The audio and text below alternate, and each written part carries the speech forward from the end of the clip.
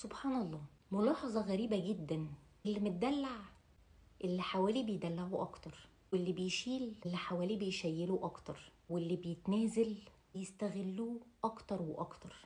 الشخص اللي بيدعي إن هو قليل الحيلة ومش بيعرف يعمل حاجة، الناس كلها تقعد تقول عليه يا عيني، التمسوله الأعذار.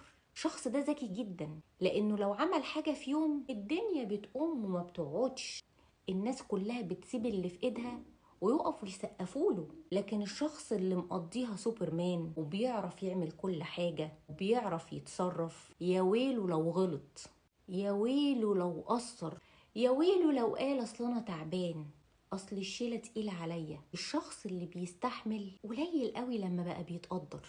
الناس بقت تشيله فوق طاقته ويلوموه لو اشتكى، ويلوموه لو اعترض. مش بس بيلوموه، بيقولوا له انه اتغير وممكن يقطعوا معاه، ولا بيفتكروا له اي حاجة من كل اللي عمله قبل كده.